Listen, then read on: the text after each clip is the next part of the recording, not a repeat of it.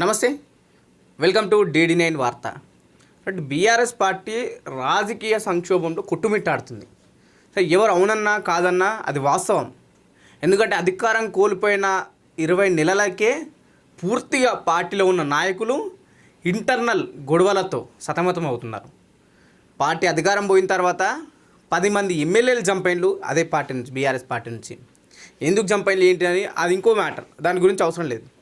దాంతోపాటు సరే బయట పార్టీ ఎమ్మెల్యేలు గెలిచిను జంపైన్లు, అది పార్టీకి ఇంతవరకు అంటే కొంత నష్టం చేసింది. అది ఇంత పెద్ద ఫరక్ పడలేదు బీఆర్ఎస్ పార్టీకి. అది మళ్ళీ అది పుంజుకుంది ప్రతిపక్ష పార్టీగా.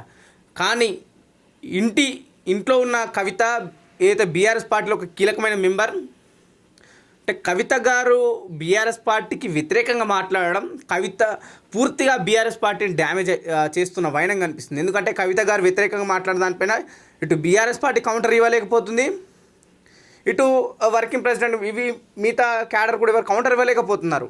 ఎందుకు అంటే కవిత కేసీఆర్ కూతురు కావచ్చు, కీలకంగా కవిత బీఆర్ఎస్లో ఒక సభ్యురాలు. ఇదే కాకుండా కవిత నిన్న మొన్న రాజకీయాల్లోకి రాలేదు. కవిత గారు నిన్న మొన్న రాజకీయాల్లోకి రాలేదు. పార్టీ స్థాపించినప్పటి నుంచి అంటే దాదాపు 2002, 2003 నుంచి సప్పటి నుంచే ఉద్యమాల్లో ఉన్నది. ఇన్ కేస్ చెప్పాలంటే బీఆర్ఎస్ స్థాపన కన్నా ముందు తెలంగాణ జాగృతి సంస్థను స్థాపించింది, ఉద్యమాలు చేసి కొట్లాడుతుంది. సరే రాజకీయ పరంగా తన లాభం పొందిందా, నష్టం పొందిందా, సంపాదించుకుంది అంత వేరే విషయం. సో కానీ కీలకంగా ఉన్నది. చెప్పాలంటే తెలంగాణ ఉద్యమకారురాలు కూడా తనకు ఒక పేరుంది. సో ఇంత వ్యవహారం నడుస్తుంది. పార్టీ తెలంగాణ కన్నా ముందు కొట్లాడింది, అధికారంలోకి వచ్చింది. 10 ఏళ్ళు ఏకఛత్రాధిపతిగా పాలించిన కేసీఆర్ అధికారం పోయిన తర్వాత 20 నెలలకే అటు కాళేశ్వరం పైన పీసీ గోస్ట్ కమిషన్ అటు విచారణ చేపట్టడం, ఈ కార్ రేసింగ్ పైన కేటీఆర్ విచారణ ఎదుర్కోవడం, మరోవైపు ఫోన్ ట్యాపింగ్ పైన కూడా అటు విచారణ ఎదుర్కోవడం, ఇవన్నీ సందర్భాలు నడుస్తున్నాయి. అంటే కేవలం ఇదంతా 20 సంవత్సరాల్లోని కాంగ్రెస్ పార్టీ అధికారంలోకి వచ్చిన తర్వాత ఇవన్నీ జరుగుతున్న బీఆర్ఎస్ పార్టీ ఎక్కడ కూడా భయపడకుండా ప్రతిపక్షాలకు ధీటుగా సమాధానం ఇస్తూ ప్రజల్లో ముందుకెళ్తుంది, ప్రతిపక్ష పాత్ర పోషిస్తూ. కానీ ఈ కేసులు కావచ్చు, ఈ car racing, phone tapping, Kaleshwaram, ఇవన్నీ ఒక ఎత్తు అయితే కవిత చేస్తున్న వ్యాఖ్యలు పూర్తిగా రాజకీయ వర్గాల్లో గందరగోళం నెలకొల్పుతున్నాయి. ఇటు బీఆర్ఎస్ పార్టీ పూర్తి స్థాయిలో చర్యలు తీసుకోలేకపోతుంది, అటు కవిత కూడా నిజంగా పార్టీకి రాజీనామా చేస్తూ అటు బీఆర్ఎస్ పార్టీ వ్యతిరేకిస్తలేదు. నేను పార్టీలో ఉంటూనే అటు పూర్తిగా బీఆర్ఎస్ పార్టీని వ్యతిరేకించడం అంటే కింది స్థాయి క్యాడర్ ఎవరైతే కార్యకర్తలు ఉంటారో పార్టీని నమ్ముకొని ఆ జిల్లా స్థాయి, మండల స్థాయి వాళ్ళు ఎవరి పక్కన ఉండాలి మనం. ఇటువైపు చూస్తేనేమో కల్వకుంట్ల కవిత కేసీఆర్ కూతురు, ఇటువైపు చూస్తేనేమో నిన్న చేసిన వాక్యాల ప్రకారం హరీష్ రావు, కేటీఆర్ ఒక అల్లుడు, ఇంకొకరు కొడుకు. అంటే ఎటు చూసిన పార్టీకి కీలకమైన వ్యక్తులే ఉన్నారు. ఎవరి వైపు ఉండాలా అని చెప్పేసి కాస్త గందరగోళం నెలకొంది. మరోవైపు వీళ్ళే సోషల్ మీడియాలలో పోస్టులు పెట్టుకోవడం, ఒకరికొకరు వ్యతిరేకంగా కొట్టుకోవడం జరుగుతుంది. లిటరల్లీ చెప్పాలంటే తిట్టుకున్న దాకా కూడా వచ్చింది. సో అంతా ఎందుకు కావాల్సి వచ్చింది, అసలు ఏం జరుగుతుంది బీఆర్ఎస్ పార్టీలో? కాళేశ్వరం విచారణ పీసీ ఘోష్ అప్పగించిలు 650 పేజీలు పూర్తిగా ప్రభుత్వానికి అందించింది పీసీ ఘోష్ కమిషన్. అక్కడ నుంచి రేవంత్ రెడ్డి పూర్తిగా సింపుల్గా తప్పించుకునే ప్రయత్నం చేసిండు. ఎందుకంటే ముందు నుంచే బీఆర్ఎస్ బీజేపీ ఒకటే అని చెప్పేసి కాంగ్రెస్ పార్టీ బలంగా చెప్తూ వస్తుందో అది నిజం చేయడానికి సిబిఐకి కేసు అప్పగించిండు.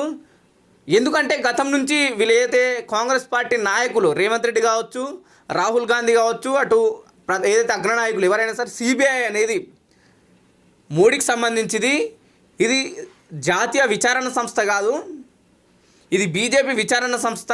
బీజేపీకి ఎవరైతే వ్యతిరేకంగా ఉంటారో, వ్యతిరేకంగా మాట్లాడతారో వాళ్ళపైన సిబిఐ ఎంక్వైరీ నడుస్తుంది, ఈడీ ఎంక్వైరీ నడుస్తుంది అని చెప్పేసి కాంగ్రెస్ అగ్రనాయకులు చెప్తూ వస్తున్నారు.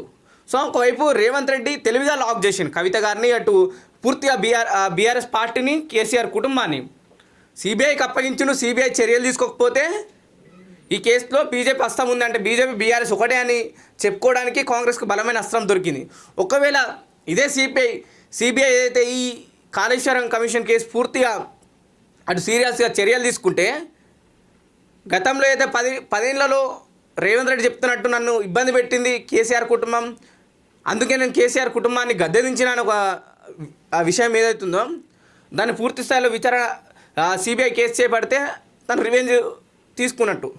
సో ఈ రెండు విషయాలు అయితే పూర్తిగా రేవంత్ రెడ్డి లాక్ చేసినట్టు కూడా ప్రధానంగా ఆ రాజకీయ మనకు తెలుస్తుంది. సో మరి కవిత ఇష్యూ ఎందుకు వచ్చింది వీళ్ళిద్దరి మధ్య అంటే కవిత ఆల్రెడీ ఓపెన్గా చెప్తుంది. గతంలో అమెరికా తన కొడుకు గ్రాడ్యుయేట్ అయినప్పుడు తను అమెరికా వెళ్ళిన సందర్భంలో అటు వరంగల్ సభ తర్వాత కవిత రాసుకున్న లేఖ పూర్తి స్థాయిలో లీక్ అయింది.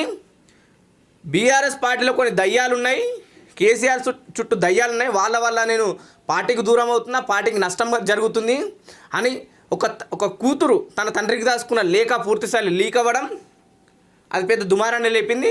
అప్పుడు ఆ ప్రశ్నలని క్వశ్చన్ మార్గాన్ని మిగిలిపోయినాయి.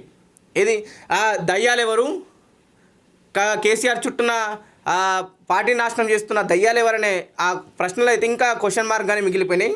ప్రస్తుతం వాటికి సమాధానం దొరికిందని కూడా ప్రస్తుతం అనుకోవచ్చు మనం. ఎందుకంటే నిన్న పెట్టిన ప్రెస్ మీట్లో ప్రధానంగా కల్వకుంట్ల కవిత గారు అయితే హరీష్ రావు కాళేశ్వరంలో కీలక సూత్రధారి, అవినీతి మరకలు అంటడానికి కేసీఆర్కి కారణం ఇక్కడున్న మాజీ ఇరిగేషన్ శాఖ మంత్రి హరీష్ రావే, సంతోష్ రావు, హరీష్ రావు, మెగా కృష్ణారెడ్డి అని చెప్పేసి కూడా ప్రధానంగా ముగ్గురు పేర్లు తీయడం జరిగింది.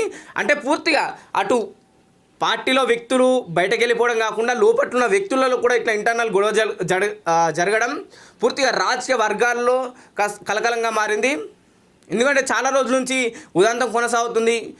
కొందరిపైన దయ్యాలు అన్నప్పుడు కూడా పార్టీ ఎటువంటి చర్యలు తీసుకోలేదు.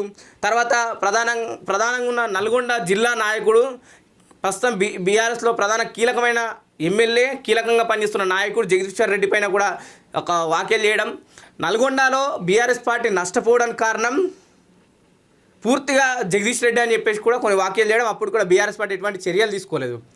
సో నిన్న చేసిన వ్యాఖ్యలు అటు హరీష్ రావు పైన, ఇటు సంతోష్ రెడ్డి పైన, సంతోష్ రెడ్డి మాజీ రాజ్యసభ సభ్యుడు, హరీష్ రావు మాజీ మంత్రి, ప్రస్తుతం బీఆర్ఎస్ పార్టీ ఎమ్మెల్యే. అటు అసెంబ్లీలో ఏదైతే కాళేశ్వరం విషయం పైన చర్చ నడుస్తుందో దాన్ని పూర్తి స్థాయిలో ధీటుగా ఎదుర్కొన్న అటు 10 మంది మంత్రులు ఏకతాటిగా దాడి చేస్తున్న హరీష్ రావు దానికి సమాధానం ఇస్తూ అసెంబ్లీలో నిలబడ్డారని చెప్పేసి అటు 6 అడుగుల బుల్లెట్ అని బీఆర్ఎస్ పార్టీ సంబోధిస్తుంది. సొంత బలమైన నాయకుడి పైన మరోసారి కవిత వ్యాఖ్యలు చేయడం పెద్ద ఎత్తున దుమారాన్ని లేపాయి.